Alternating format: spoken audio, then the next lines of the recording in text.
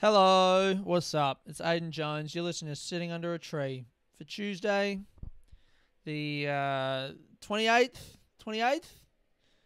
28th of July, 2020. Huh? There we go. Man, I've been thinking, I think the difference between doing this podcast and doing stand-up, because I just, like, before I do the pod, I sit there and I kind of breathe in and out and I tell myself, slow down. No, have fun, slow down, be in the moment, have fun. One on each breath, that's my mantra. Thank you for listening, by the way.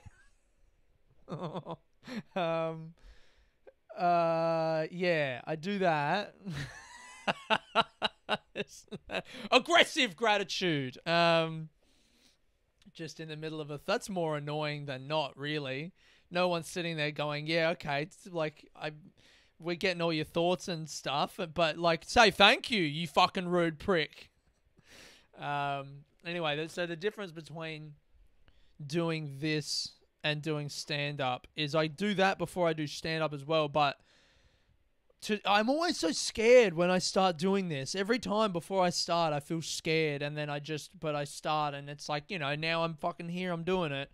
But in stand-up, they call your name. Someone calls your name, and so like you have to start. I always had that problem a little bit with doing like my own shows as well. It's like that. I think that's why I like to start on the stage by myself as everyone walks in, because then I'm there and I'm looking at all of them, and so I can make myself feel more comfortable about being there rather than being backstage and then having to introduce myself. And then there's something about another person calling your name and like making you, go onto the stage or making you start the thing rather than having to start it in your own time. Starting it in your own time is just scary because the whole time I'm like, I could just not do this. I could just not do it.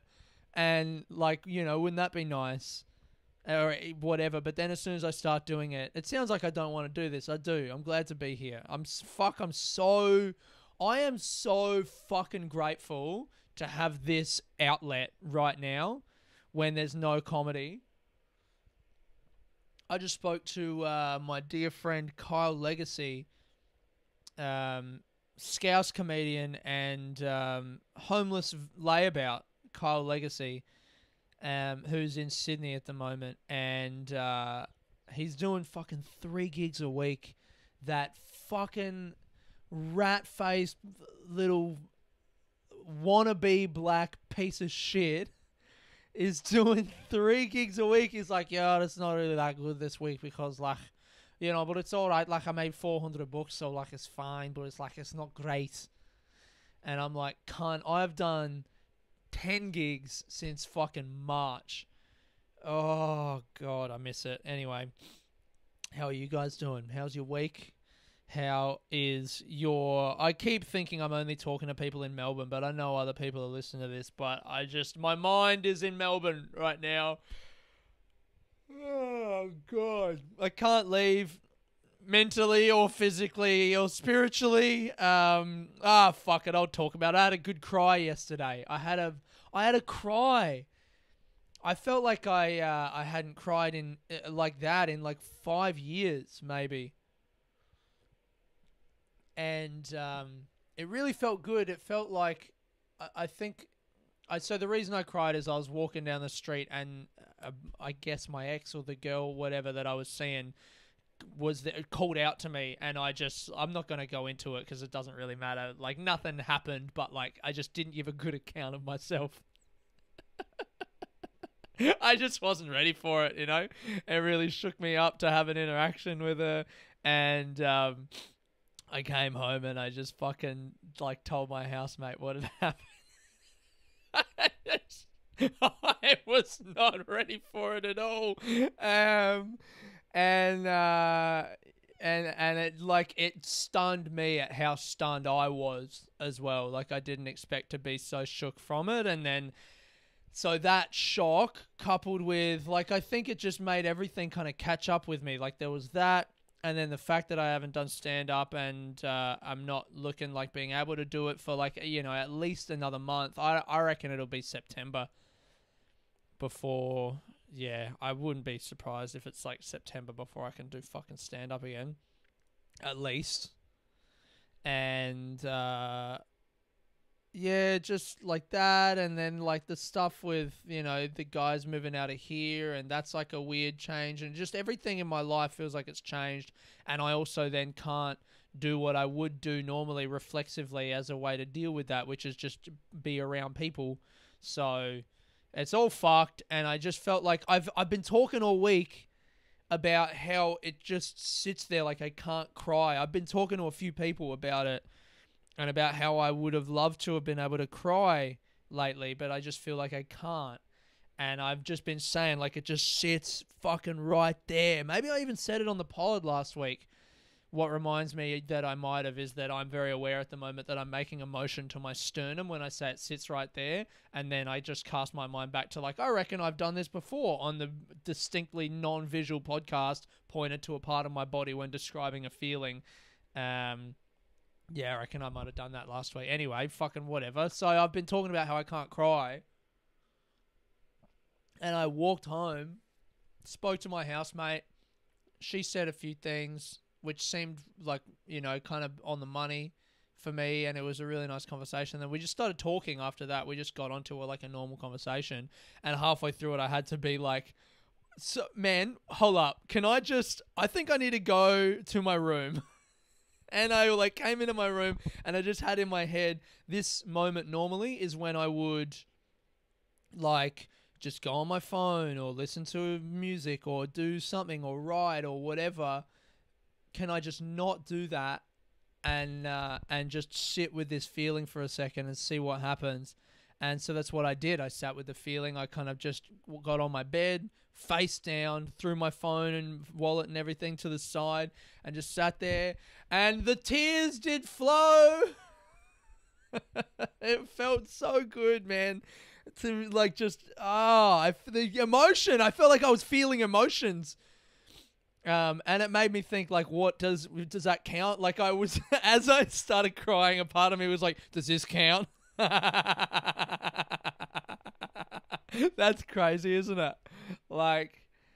I'm still caught up in the idea of, I've said I wanted to cry, and other people around me have said that they've been crying, and so hopefully it happens now, so that I, even just for the fact of being able to say, yes, I did cry, makes me feel better as well. I don't know, there's something, to be honest though, actually that's not quite it, because there is something very present about crying. There's no hiding in the past or the future when you're when you're crying, you're just fucking crying, aren't you? But when I'm on my phone or listening to music or whatever the fuck it is, I feel like often I'm in the past or in the future, and I just needed to arrive in the present. Ugh, who do I think I am? Anyway, I did that, and I was like, that definitely counts. I felt the tears, I felt the wetness on my face, and I was like, yes, that counts. It's not it's not a dry cry, it's a wet cry. A full fucking cry, mate. Get the tissues out. Did that, and then, wiped my face on my sleeve, went out to my housemate and was like, I just cried! I did it! And then today, right, I go to TAFE. It's Monday. It's pretty much always Monday when I record these now. I think I still say that it's for Tuesday because I just can't bear to be any more like Bill Burr, I know this podcast is basically Bill Burr's podcast, but if he was not insightful or wise or good at stand-up or or has his life together or anything. If Bill Burr was a fucking idiot, yeah. So, but anyway, whatever. It's Monday right now. This podcast is, I guess, for the Tuesday's podcast. But for those people who don't understand that reference, Bill Burr's podcast comes out on a Monday. All right. So I go to TAFE today. Week 2 of TAFE. Settling in very nicely. Thank you. Yes. Yeah, it's quite interesting, actually. The people are nice. It's a little bit far away, but I don't mind the travel. I don't mind it. You go on the train, and I get to read me book. I've been listening to a Spanish podcast. I don't know why I'm talking like that. These are all genuine thoughts that I have, but I can't connect to them right now. Because I'm scared I might cry again. Oh, one thing that was good actually was my housemate made fun of me because when I got surprised by the girl on the street, right? She said hello and I kind of stopped, and I don't think she expected me to stop. I thought she just, I don't know what the fuck, how the fuck, right? She acted like it was weird that I'd stopped, and it was like, I haven't seen you in a month and a half, and the last time we saw each other we were both hurting each other, as if, what am I gonna fucking doff my cap like, hello, just keep walking, like, I don't know, man. It was like she thought, she evidently thought it was weird that I stopped, and then but I had stopped, and I didn't know how to. She also was absolutely right to bail from the situation because there was no way I had the presence of mind to be able to, and I was so shell shocked. I had my hands on my head, like the move when you have both your hands just resting on top of your head. It was like watching, like when you're at live sport, watching your team squander a three goal lead from half time. Shout out to any Ajax fans listening in. If you're watching your team lose from a winning position and you're just like, no, how is this happening? I'm watching this awful thing happen. That was the move. I had my hands on my head like that. And when I told my housemate that, she just fucking started laughing at me.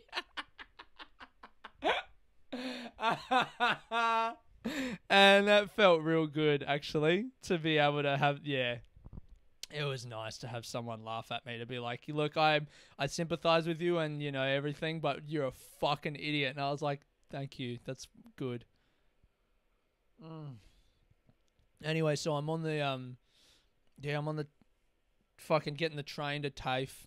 It's been nice, man. Listening to the Spanish podcast, trying to up my Spanish a little bit, and fucking reading a new book. I'm going to tell you about this book that I've been reading in a second, but so I do TAFE today. It was nice, man. I'm getting to know a few of the people there. They're nice people, and the work's not very hard. I don't know. I think the faculty and everything are kind of struggling with COVID restrictions and stuff as well, because they only have half the amount of time to deliver the course to us, because normally it's like a full day. Normally the class goes in Monday, Tuesday, Wednesday from 9 till 4. But now the sizes of the classes are halved because you can't have that many people in one room. So there's a morning and an afternoon, but they still have the same amount of shit to fucking tell us. So it's like a half day, and then the rest of it's going to be online or whatever. So they're kind of freaking out about that. So yeah, the whole thing feels like a bit of a mess right now, and I fucking really feel for these people trying to get this course delivered and figure out how to teach the thing that they want to teach us, but in like a completely different, I don't know, that must be so fucked. And so I do that the half day today, and then we did like soil tests and stuff, which was cool. And then I'm coming home on the train, and I'm reading the stats from the day, and it's like, what was it today? Like 500,000 cases, 500 something fucking cases, whatever. And I just like that again was like, well, it's gone up again. That's 500 for Melbourne, 550 or something.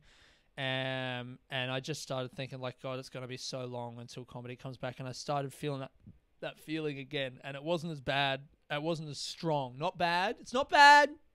It's strong. That's one of those unhelpful thinking styles again. Catastrophizing.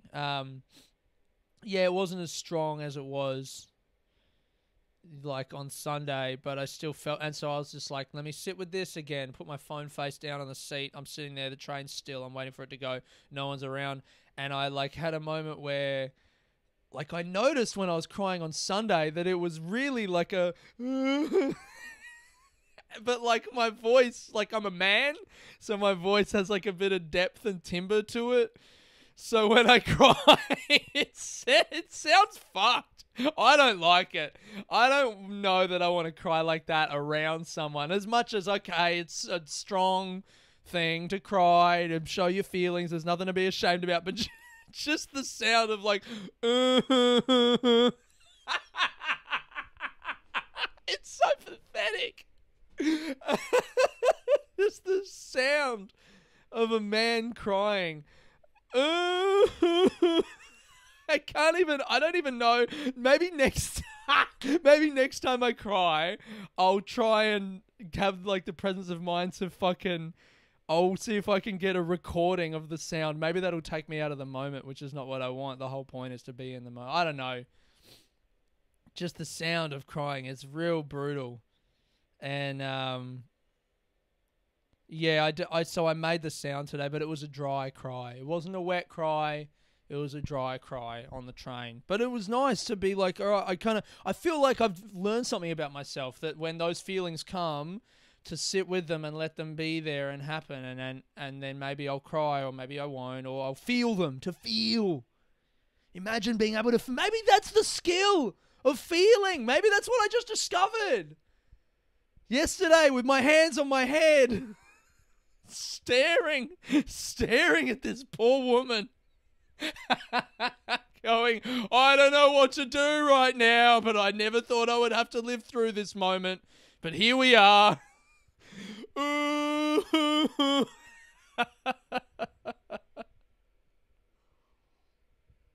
Yeah, fuck. Speaking of fucking recording shit to take you out of the moment, the picture. There's something to peek at. The picture for this week, the photo is, this might be an overshare, but I've just talked about crying. So, I went to the dentist like a few months ago at the start of the pandemic, and I've got some fillings in my fucking top and bottom, but I got one that's from London like 5 years ago that I chipped a tooth when I was biting into some bread in Copenhagen one summer. What a problem to have. I got some artisan bread in Copenhagen, and it was a little too spicy for my little toothy pegs. Yeah, I remember I bit into it, swallowed, and then like finished the mouthful, and like I just felt my tooth with my tongue, and I was like, oh, half my tooth is missing now. And the rest of that 2-week holiday I just spent with half of my tooth missing. Went back to London and got a filling, and my dentist has said it's like not a good filling. Like we don't do that in Australia. That's just like shitty UK dentists. They would never, I don't know, it's silver or something. It's just a bad kind of filling. And she's like, it's fine. Like it's not dangerous or anything, but we would never use that kind of filling in Australia. And anyway, my dentist has told me though, you got to floss every day. That's a new thing that I'm trying to do, is floss every day. I bought a bunch of different flossing implements, like a different types of floss. And then there's this one thing, they're like little, what are they? I guess they're kind of like forks. If you can imagine a 2-pronged fork, and at the ends of the prongs, there's a bit of floss running in between the 2 prongs, just one bit. So it's like a little implement, like a claw that you can kind of reach into your mouth and use that bit to floss, and it reaches in. And I don't know, I guess, yeah, I wanted to get a bunch of different types of things, you know? And that one on the cover, it just has like biodegradable. And so I'm like, well, that's good for the planet. Meanwhile, the other floss doesn't have any plastic parts to it. So actually that's probably better for the planet. But because there's like a picture of a leaf on the box, I bought that one that said biodegradable. Fucking how good of a consumer am I? I got a bunch of different things, and maybe this is why it's better, is because the actual floss that I got, like the wheel of white, you know, tape or whatever, I was using that, but I noticed that the tooth where I have that filling, when I go to floss in there, I can put it in, you know how you put it up, the fucking gap between your teeth, but I can't get it out because the filling is like, it's like jagged and it catches. And that tape floss stuff, the tape, the filling just shreds it to bits. So I like go and I can't get it out. So I just have to pull it all the way through. And I feel like it's like shredding a bit of the tape off of the floss. Does this make sense? Like it's like shaving a bit of it off. And I was scared because it feels weird. I was like, is that getting stuck between my teeth? But I'm like, no, surely not, or else it'd just be hanging out of my mouth. But when I use the claw one, I can get it in there, and there's no way to thread it all the way through because it's attached to those 2 prongs. So I just have to fucking fiddle around with it until it goes and like breaks in my teeth. And I don't know which is better, but I can tell that it's good to floss. That is the bit. Originally, I was just avoiding flossing that bit altogether because I was like, well, I'm just going to get shit stuck in there. But whenever I floss it, there's stuff there. That's pretty gross, isn't it? But there is. You want the fucking truth? Well, here's the truth. There's stuff there, all right? You can't handle it, bro?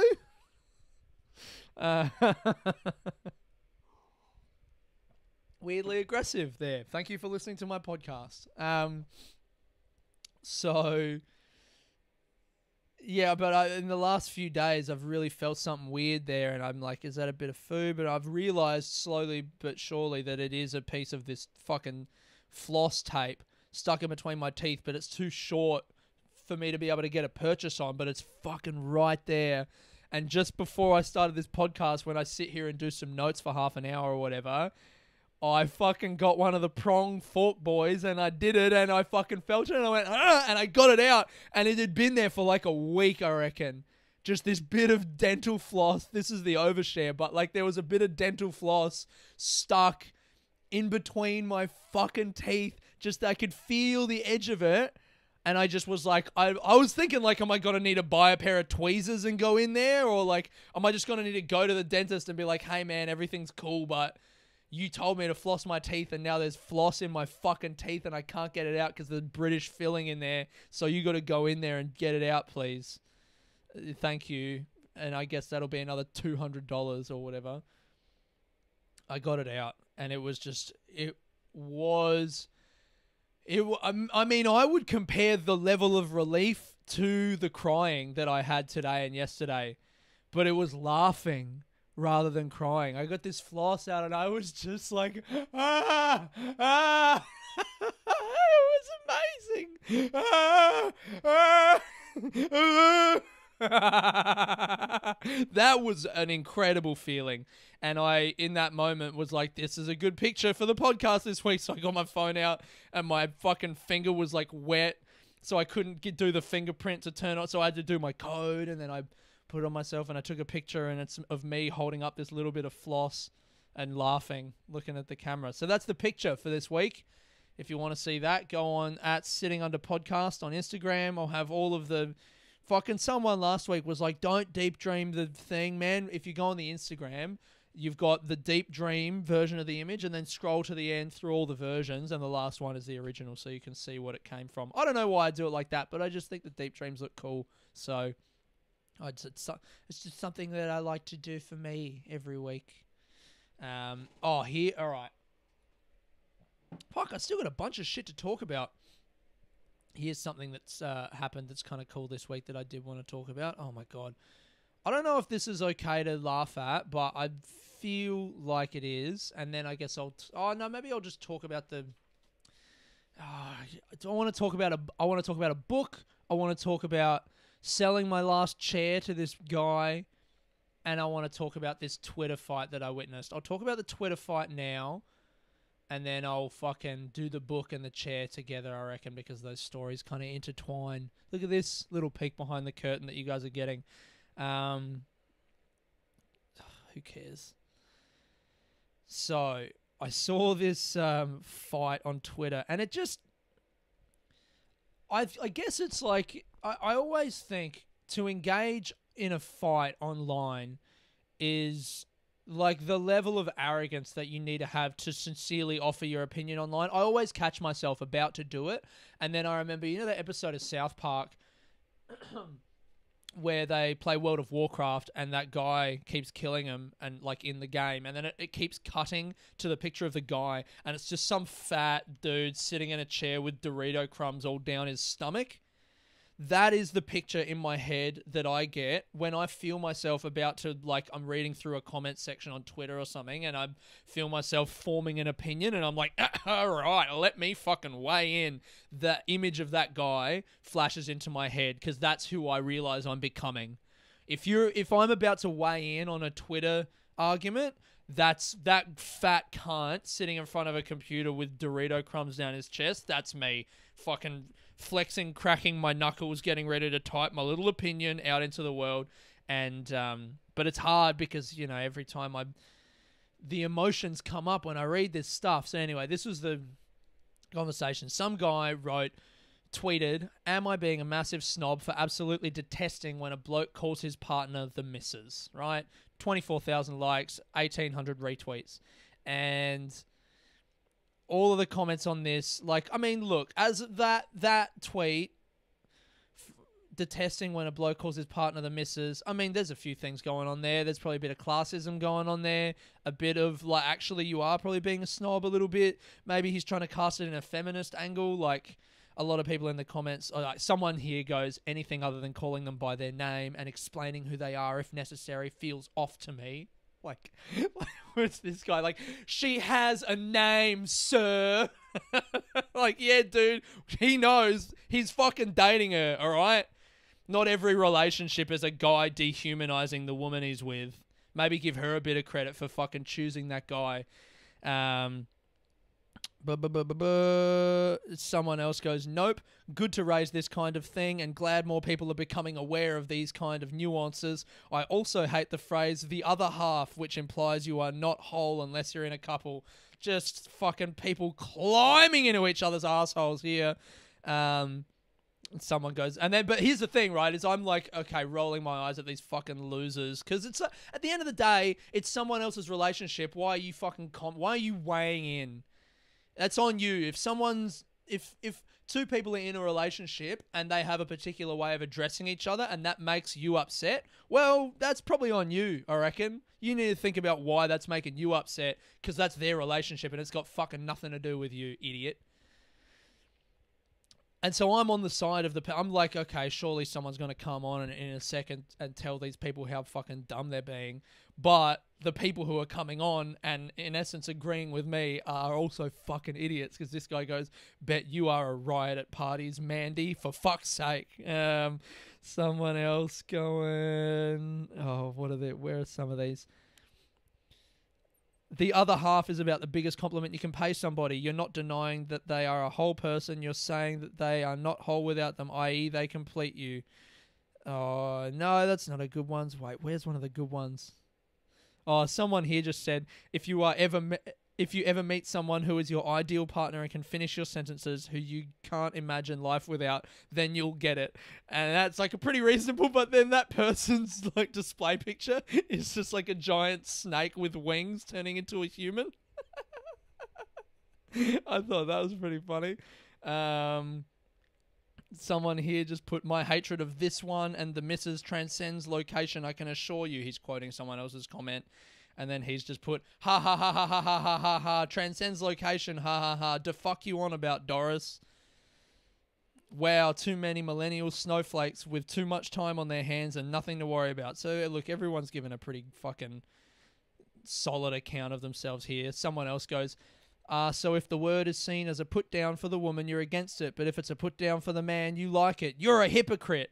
And then someone goes, calm down, sausage. And then the reply person goes, oh, don't worry, shithead. I'm cool. I don't follow other people to get me riled up. Oh, I don't allow other people to get me riled up. That was just an observation, really, but thanks for your concern. Well, my favorite one. And I guess I'm doing the same thing here because I've refused to weigh in on their conversation and embarrass myself, but I will read it semi in private on my fucking podcast. Like, I'm just as fucking stupid as all of these people for even having an opinion on this or reading it, really. But my justification is like, it made me laugh so hard. This is the one, right? This guy goes, I was in the barber's and a fella was getting his beard trimmed. The barber asked him, how's that, mate? No joke, he said, I'll have to ask the missus. Then pulled out his iPhone and FaceTimed her from the chair. I nearly projectile vomited. Like, okay, sure. Someone's reply to him says, that's funny because I nearly projectile vomited when I cast my eyes across your profile picture that you most certainly had approved by your missus. And it's like his picture is him with the lady, whatever. And then he replied, she died last year, thanks. Woo! Which, I mean, she almost certainly didn't die, you know. Anyway, fuck. All right, you know what? That feels like a bit of an anticlimax, actually, but the point is, people on Twitter are stupid, and so am I. Okay, next. Was that fun? I feel like that was fun. She died last year. Thanks. Did she really die last year? I mean, that just if that person, if the lady in that person's picture really did die last year, that's so awful. But if she actually did die last year, there's no way you're saying she died last year like that. I kind of want to go in and find out whether she did, like, you know, in his profile or whatever, but I'm also not going to. But me and my housemate were talking about that, about the lengths people will go to win an argument online, because that just feels like that guy's lying, but invoking, what an awful thing to have to invoke. Like, you care so much about whatever. Point is, man, someone at fucking TAFE today, like one of the nicest dudes that I've met there, I'm asking him, like, what did you do on the weekend? And he's like, oh, not much, you know, me and the missus, like, we fucking do this. And he used that word, the missus. And it didn't strike me as odd at all. It sounded like this guy is in a perfectly loving and respectful relationship with a woman, and that's fine. Fuck you. Fucking, calling someone out. Trying to get on your fucking PC high horse because someone's calling their partner the missus. Go fuck yourself, I reckon. Eat a dick. Ugh. Yeah, that did upset me, actually. It made me angry, and I had to stop. Here's my new rule. New rule, ongoing rule. I feel like I've been trying to abide by this for a while, but if I see some shit online and it's making me feel stuff, no. Just stop, Aidan. Don't weigh in. Don't say anything. Don't try and enter into an argument, because then I'm just going to be trying to win the argument, and then I'm just as bad as that guy who's pretending that his girlfriend's dead. I mean, that is horrific. What happens if your girlfriend does die now, mate, and you've said that online? Like, how awfully are you going to feel, you know? That's the fear, isn't it? That just, like, don't tempt the gods, man. I mean, like, okay, we don't believe in God, whatever, but it's just... There's got to be some sort of deference to the power of the jinx, you know? Is that guy touching wood when he fucking says that? Hey, baby, just so you know, I'm just going to tell someone online that you're dead to win an argument right now. But I know you're not dead, and I hope that you keep living for a very long time. I love you so much. You complete me. And I don't know what my life would be without you, but I'm just going to tell a random stranger that you're dead, so that they'll apologize to me and tell me that my story was good. No, man. No. All right. So there's that. You know what? I'm not going to tell the story about the chairs. I'm just going to fucking talk about this book that I've been reading. I've been reading this book. I finished it in 3 days. Alain de Botton is the name of the author, which I always like to... Alain de Botton. I always like to... In my head, whenever I read that name, I'll spell it out. Alain space DE space BOTTON. Alain de Botton. But in my head, I say Alan of Button, which makes me laugh every time. Like Alan, who is from Button. Like, I guess his name came from de Botton. It's like French or something. I don't know. But imagine a town called Button. And imagine like a bogan guy or some person who is uncultured, not like me. I've been to France. It's just very silly to feign ignorance to things that you clearly are very well versed in. And that is how I make myself feel smart. It's by pretending to be dumb. That's my new way to feel smart now, is to say things that I know how they're said, but say them wrong intentionally. And that's what I do when I read the name Alan of Button. All right. So the book's called Essays in Love, and he's a philosopher, and I guess this book is just the story of his, like, it's a love story of him and this girl, and it goes from the beginning when they meet through their relationship to the end, and then it's kind of interspersed with his philosophical musings, and he relates it to various philosophical texts because he's like a philosopher. But it feels like it's real everyday type shit. And actually, it starts off feeling like, oh, this is just going to be a philosophical text breaking down ideas around love. But by the end, you realize, oh man, no, this guy has actually told us a story, and I'm so fucking connected to it, and it was really beautiful. I'm just going to read the first like couple sentences here, and then the last bit of the first paragraph, because this, I really, it's nice. It's nice. First chapter is called Romantic Fatalism. I read this book in like 3 days. I just churned through it. The longing for a destiny is nowhere stronger than in our romantic life. All too often forced to share a bed with those who cannot fathom our soul, can we not be excused for believing, contrary to all the rules of our enlightened age, that we are fated one day to run into the man or woman of our dreams? Can we not be allowed a certain superstitious faith that we will ultimately locate a creature who can appease our painful yearnings? So that, and then that's like the first bit, and then he talks about how he and this girl met on a plane. They were sat next to each other, and he talks about how because they were in love, they ascribed this sense of fate to their meeting when actually it was just sheer chance. And the last paragraph of the first chapter, he says, "My mistake was to confuse a destiny to love with a destiny to love a given person. It was the error of thinking that Chloe, rather than love, was inevitable. But my fatalistic interpretation of the start of our story was at least proof of one thing, that I was in love with Chloe. The moment when I would feel that our meeting or not meeting was in the end only an accident, only a probability of 1 in 989.727, would also be the moment when I would have ceased to feel the absolute necessity of a life with her, and thereby have ceased to love her." And I thought that was a really nice bit of foreshadowing, you know? Like, it says everything in that bit. It's like, here's how we met, here's the start.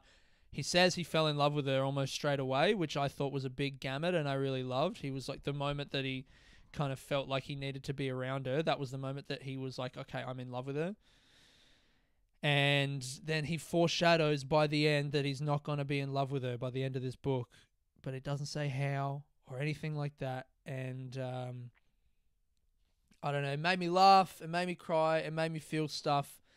And yeah, that was actually the book that I was reading when I was walking along the street, and the girl called out to me that made me cry half an hour after that. I think that was why it caught me off guard, was because I was reading that and I was going through, like, towards the end of it, he talks about after the relationship and, you know, moving on and whatever, and I was reading that section and feeling very connected to those feelings at that moment. And then I hear the voice call out, and I turn around, and it's fucking her. She's right. Ah! You know? God, it was brutal. So yeah, that was that moment. And I guess the story of the fucking chairs is those chairs that I was selling. I sold the last one the other day, and the guys rocked up to the door and knocked on the door, and I was just talking to my housemate about the book. I was just about to finish reading it. It was after I'd cried. It was post-cry, but pre-finish of the book, and they knocked on the door, and they were like, "Oh yeah, we've come to get that chair." And I was like, "Yeah, sorry, I was just rhapsodizing was the word that I used. I was just rhapsodizing about this book that I'm reading." And they were like, "Oh, what book?" And I grabbed it, and I was like, "This one, look! Essays in Love by Alan of Button." And they were like, "Cool, man, can we take the chair?" I was like, whenever people came to get those chairs, I felt like every person who came, I was like, maybe this will be a new friend for me. That's how lonely I am. I've got to get more chairs and sell them just for the chance of maybe possibly making a new friend. God, I'm lonely.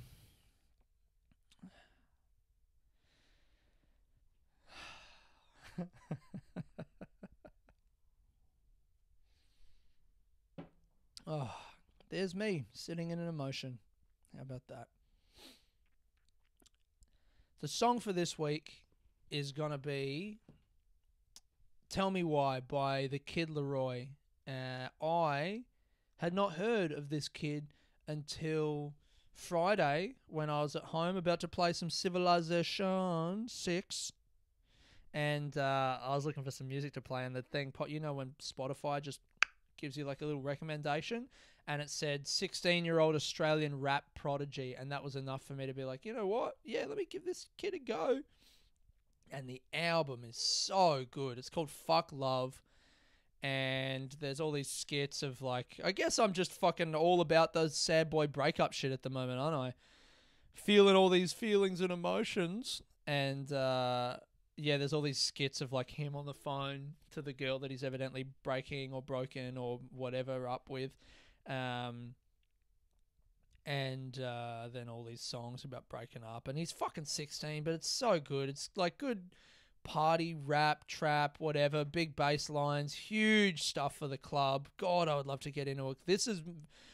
It's not often that I find myself wanting to be in a nightclub, but listening to this and knowing that if it played in a club I would know the words, that makes me want to get out there and show people that I've still got it. But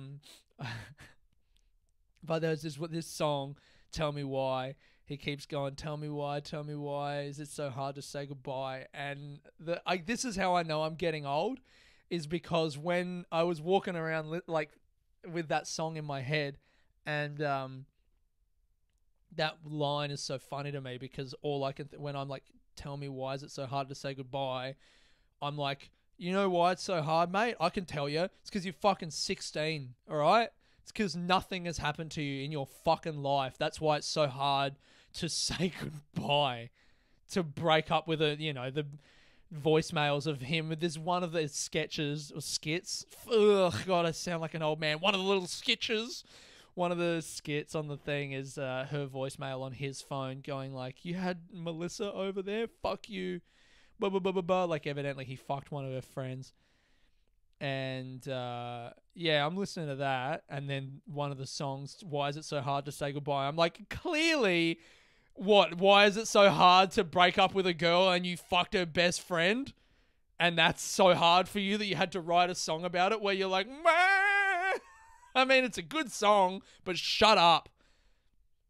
Anyway, so I go on Genius to search the lyrics to try and find more of the lyrics to this song so I can fucking laugh at this kid more. And then I find the lyric, watched all my idols die right in front of my eyes. And then I remembered that one of the tracks on the album is a track with Juice WRLD, that rapper who died last year. And I'm like, oh, this one isn't about the breakup. This one is about his friend dying.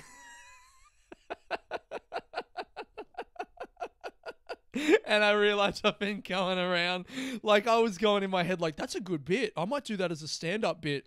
Why is it so hard to say goodbye, mate? Because you're 16, you idiot, and you're just breaking up with a girl and you don't know anything because you're a child. And then I realized the song's actually about his mate who died of a fucking accidental drug overdose. And I'm like, you know what?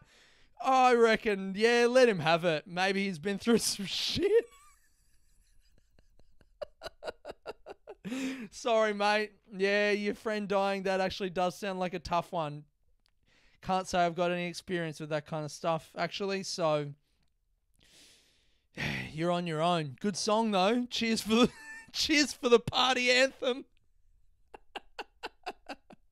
Anyway, here's that song, and that's been me. That's been the podcast. Thank you guys so much for listening. This has been Aidan Jones, sitting under a tree. Peace.